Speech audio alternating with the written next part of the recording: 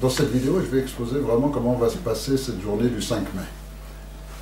Mais auparavant, je voudrais surtout que cette vidéo soit transmise à tous les gens qui ont un certain âge pour qu'ils en vérifient le bien fondé, à savoir que tous les gens qui ont un certain âge et donc qui ont suivi l'évolution de toute la Ve République, ce qu'on appelle la Ve République depuis De Gaulle, ont pu constater que depuis De Gaulle, à l'instant même où c'est Pompidou qui a pris le pouvoir après lui, les affaires ont commencé.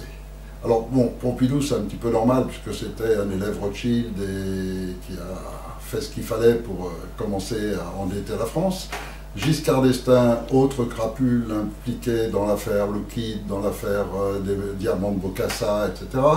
Ensuite on passe à Mitterrand. Là, on n'en parle même pas, c'est les faux attentats, les false flags, les meurtres directement dans l'Élysée même, des gens assassinés dans leur bureau. On ne parle pas aussi de tout, au passage, tous ces gens, l'affaire de Broglie, l'affaire Boulin, l'affaire... Bon, c'est-à-dire qu'en fait, on trouve à chaque fois à la tête de la France, à la tête du gouvernement français, des gens qui sont impliqués dans toutes sortes d'affaires financières et criminelles. Si on passe ensuite au suivant, on arrive à Chirac, n'en parlons même pas, les affaires s'accumulent, et puis ensuite, le pire de tout, on commence avec Sarkozy, une nouvelle ère. Une nouvelle ère parce que Sarkozy, c'est autre chose. Sarkozy, c'est vraiment un étranger impliqué en France, qui n'aurait jamais dû être là, et qui a été poussé par ce qu'on appelle l'État profond, pour liquider la France. Et il a fait le pire pour ça, c'est-à-dire mettre la France entre les mains de l'OTAN. Donc c'est à lui qu'on doit les épandages chimiques qui se font maintenant sur la France et sur les populations françaises. Et il a liquidé notre or, il a commencé les privatisations, il a mis la gendarmerie, et alors là c'est le pire de tout. La plus grande force de l'ordre en France, c'est la gendarmerie. Et en réduisant et en mettant en place un programme de réduction de l'armée française est de plus en plus démunie. Et en revanche, la gendarmerie, en la plaçant sous le contrôle du ministère de l'Intérieur, c'est-à-dire qu'en fait la gendarmerie est devenue une police, ça lui a permis de placer à la tête de la gendarmerie, au plus haut niveau, ses complices. Et donc l'opération de phagocytage de la gendarmerie s'est poursuivie sous Hollande, et puis bon, les affaires juridiques, ça n'arrête jamais, hein. Sous Sarkozy, ça n'a pas arrêté, sous Hollande, c'est la même chose, avec même des choses encore plus graves, puisque Hollande a été jusqu'à céder une partie de la France pour les Américains monter une base militaire en France, ce qui est totalement interdit par la Constitution. De même qu'ils ont poursuivi les privatisations, ce qui est aussi interdit par les lois françaises. Donc, si vous voulez, on a tout un tas de gens qui ont trahi la nation française. Or, si on veut bien se rappeler le code pénal, si on veut bien se rappeler les règles de la plupart des pays du monde, des gens qui sont nommés au plus haut poste et qui trahissent leur nation, qui trahissent leur pays, étudiez un petit peu les tribunaux militaires. Ce sont des gens qui, à 99%, sont condamnés à mort. Normalement, c'est la guillotine qui les attend. Or là, on a des gens qui ont, grâce à Sarkozy, modifié la Constitution pour retirer la peine de mort. Donc il n'y a plus de trahison. Ils ont retiré la haute trahison. Alors c'est trop facile. Le seul fait de retirer la haute trahison de la Constitution, donc c'est plus de la trahison quand ils trahissent complètement la loi française. Donc le problème majeur, si on veut bien analyser cette situation et tous ceux qui se sont succédés les uns après les autres, et le pire de tout, ce qui est maintenant à la tête de la France, eh bien, on constate que, quoi qu'on fasse, qu'on passe d'un côté, qu'on passe de l'autre, qu'on élise un qui n'était pas prévu ou un autre, de toute façon, ça ne change rien. Ce qui prouve parfaitement que c'est le système lui-même qu'il faut revoir. Il faut remettre complètement à plat le système de gouvernance de la France. La République, ça ne marche pas. Ça ne marche ni en France, ni dans aucun autre pays, et ça ne marche pas au XXIe siècle, comme ça n'avait pas marché durant les siècles précédents, ni même à son origine, en Grèce, ou chez les Étrusques, ou chez les Romains. La République a toujours détruit les pays, détruit les sociétés, amené la corruption. Et c'est d'ailleurs pour ça qu'ils l'ont voulu, et qu'ils l'ont instauré. Seulement, aujourd'hui, on arrive au point de destruction. Et donc, quand on arrive au point de destruction, et qu'en plus le dernier en date, c'est-à-dire en l'occurrence Macron, lui, on arrive même à annuler le plus gros changement de l'humanité. Il est arrivé en 1789, quand nos aïeux ont rédigé cette déclaration des droits de l'homme et du citoyen, qui est quelque chose, un texte absolument extraordinaire, parce qu'il protège les droits individuels. C'est-à-dire que l'humain ne peut plus être dominé. Il a toute sa valeur et c'est le peuple souverain qui normalement dirige le pays. Donc ce concept-là, qui est un concept extraordinaire, il a fait le tour du monde. Et les droits de l'homme sont admis au niveau international et sont pratiqués dans presque tous les pays du monde, reconnus en tout cas. Or, Macron vient de les annuler. Et ça, c'est quelque chose d'extraordinaire. Mais plus que ça encore, des droits naturels que personne n'avait même pensé à écrire, tellement ils sont évidents et naturels, à savoir le rôle des parents vis-à-vis de leur enfant, depuis que l'humanité existe. C'est quelque chose d'intouchable, c'est quelque chose, il n'y a pas un seul fou dans toute l'histoire de l'humanité, et on est 7 milliards. Aujourd'hui, il y a combien de milliards qui sont passés avant nous? Jamais personne n'avait même osé remettre en question ce droit parental. Et tout d'un coup, un mec arrive et il dit maintenant, loi vaccinale, c'est nous qui décidons des produits chimiques qu'on injecte à vos bébés dès qu'ils naissent. C'est absolument extraordinaire. Et les gens réagissent à peine. Et ça, c'est encore plus extraordinaire. Donc, il est évident au constat de ce qui s'est toujours passé durant cette 5e République que c'est le système lui-même qu'il faut remettre en cause. Le remettre en cause, ça veut dire donc qu'il ne faut pas passer d'un gouvernement à un nouveau gouvernement. Il faut passer par une période de transition durant laquelle on va redresser complètement notre pays, annuler toutes les lois aberrantes, permettre aux Français de retrouver sa santé économique, permettre de supprimer le chômage, permettre de remettre la France sur les rails. Ça, c'est essentiel. Et durant ce temps-là, permettre que tout le peuple français s'unisse, et il y en a dans 65 millions de cerveaux, pour créer, inventer un nouveau système de gouvernance, quelque chose qui corresponde beaucoup plus à la logique, au simple bon sens, et qui garantit l'absence de corruption. Et c'est pas compliqué, des modèles, il y en a déjà plusieurs. Et la République n'est qu'un parmi des centaines de modèles. Mais il y en a d'autres récents qui ont été mis au point et qui démontrent parfaitement qu'il existe d'autres possibilités. Et si 65 millions de personnes peuvent y réfléchir sereinement, tranquillement, eh bien ces gens vont aboutir forcément à un nouveau paradigme de société qui fait qu'on va retrouver la paix, qu'on va retrouver nos valeurs culturelles, nos valeurs morales, et que tout le monde va s'en porter bien. Or, il n'y a pas grand-chose qui l'empêche. Et lorsque désormais le peuple souverain a décidé de sauver au moins les droits de l'homme, ça ils ne peuvent pas y toucher. Donc lorsqu'on a créé un Conseil national de transition, ces citoyens qui ont créé ce conseil ont pris comme base qui permet de sauver la France la Déclaration des droits de l'homme et du citoyen, parce que c'est la plus haute norme dans les hiérarchies judiciaires, juridiques. Alors, grâce à cela, aujourd'hui le peuple souverain est l'autorité légitime de France, et c'est donc en son nom que j'appelle la gendarmerie à être présente le 5 mai pour une opération qui va consister à introniser le peuple de France, c'est-à-dire à le mettre sur le trône, à le remettre à sa vraie place. C'est le peuple souverain qui décide des règles de vie en France. Et la gendarmerie est aujourd'hui l'organe militaire ou armé le plus puissant qu'il y ait en France. La police n'arrive pas au même nombre d'éléments et l'armée a été tellement phagocytée qu'aujourd'hui l'armée ne représente plus grand-chose. Seulement les hauts gradés de la gendarmerie sont parfaitement conscients que tout ce que je dis est exact. Ils sont parfaitement conscients de cette violation des droits de l'homme. Ils savent tout cela. Il ne faut pas se faire d'illusions. Ce sont des gens qui sont cultivés, ce sont des gens qui ont lu les droits de l'homme, qui ont fait des études, qui touchent le juridique au moins au minimum, etc. Alors si un supérieur de la gendarmerie demande à ses troupes de protéger les politiciens, ça veut dire clairement qu'il a choisi le camp des criminels, ça veut dire qu'il a clairement choisi de violer la loi française. Et donc, si un haut dirigeant militaire ou gendarme ou police commence à demander aux troupes de venir défendre les criminels qui sont aujourd'hui illégalement à l'Élysée, eh bien, il est un traître à la nation, il faut l'arrêter et on le passera en jugement.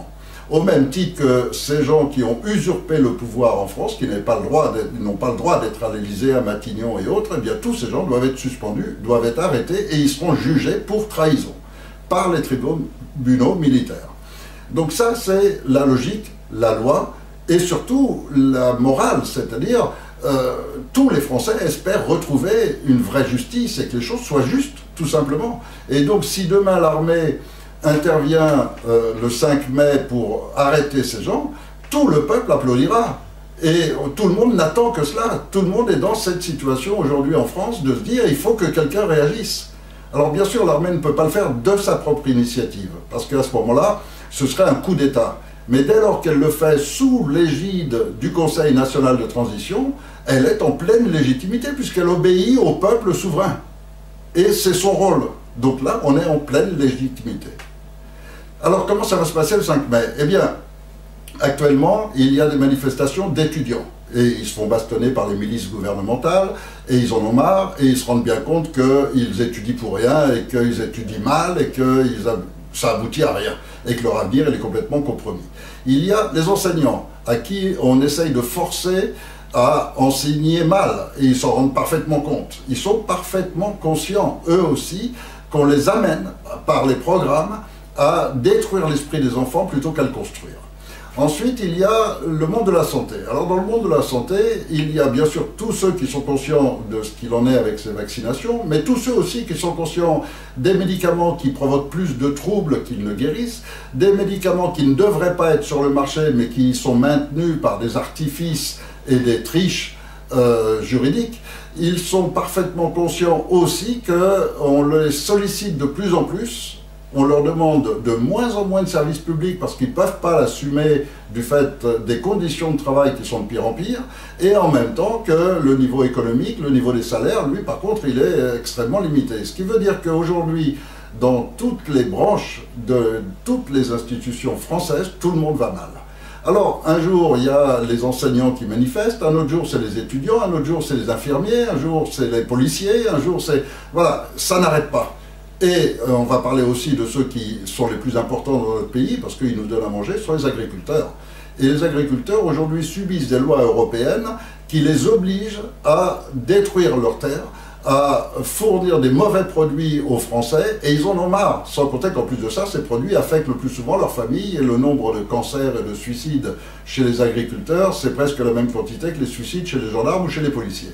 Ça veut dire quand même que ce sont des professions qui normalement sont les plus saines et qui devraient ne jamais avoir ce genre de problème, sinon dans une proportion tout à fait normale, je veux dire minimum, extrême. Au lieu de cela, ce sont les professions aujourd'hui qui enregistrent le plus grand nombre de suicidés, de malades, d'accidents, etc. Ce qui est complètement anormal. Alors, ce changement de paradigme le 5 mai, au lieu que chacun fasse sa petite manifestation dans son coin qui aboutit jamais à rien, eh bien, tous vont se réunir le 5 mai, tous vont donner cet appui pour remettre le peuple à sa place, remettre le peuple souverain en France.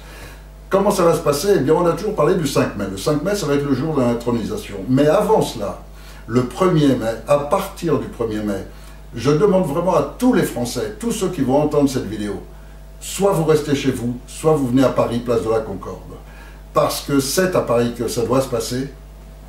C'est à Paris que la gendarmerie et l'armée française vont intervenir en faveur du peuple si nous sommes assez nombreux. Et ils le feront à ce moment-là. Et ils seront tout de suite derrière nous, présents. Sans compter qu'une très grande partie des CRS et de ceux qui normalement sont les sbires chargés de protéger les criminels en place, la plupart d'entre eux vont être malades. Peu de temps avant, et ils ne seront pas là. Donc il y aura très peu de gens pour les défendre.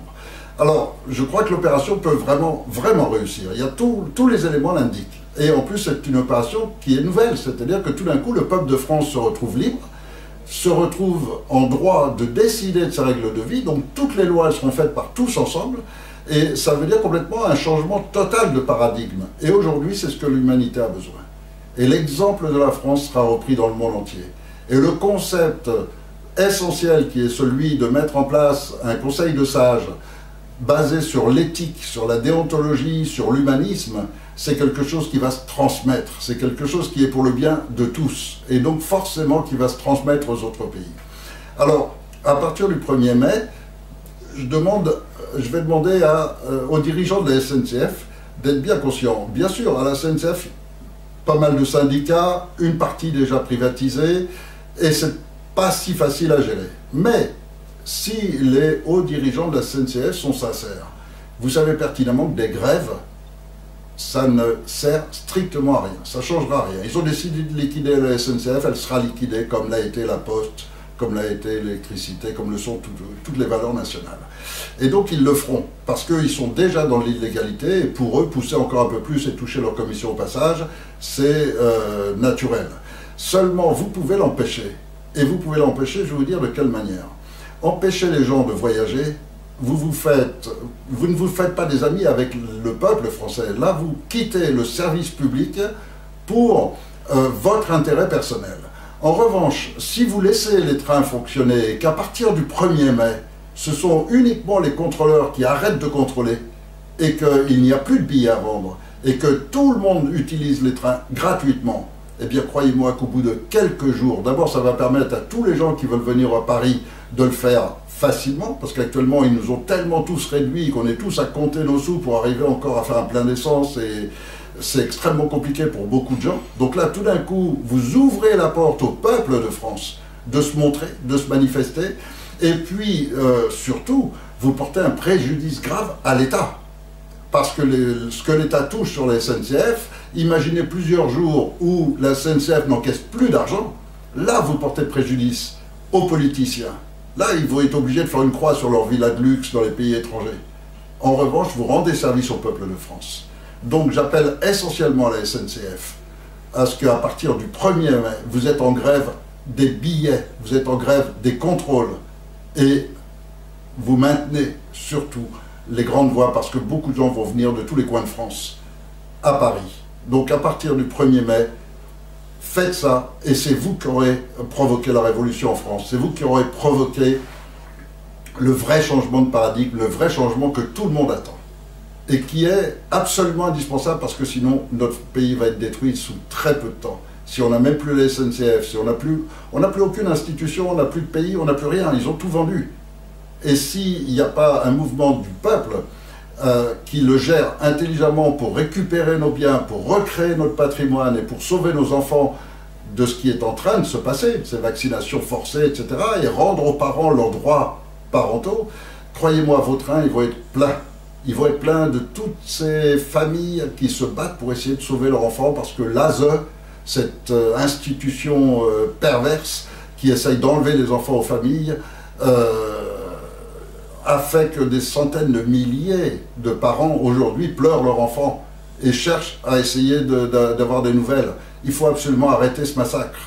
Et donc vos trains vont être pleins de ces gens-là, vont être pleins de ces gens dont les enfants ont subi les conséquences des vaccinations, vont être pleins des agriculteurs, vont être pleins des médecins, des infirmiers, de tous ces gens qu'on a marre, et je ne parle pas des chômeurs et des retraités et tout ça.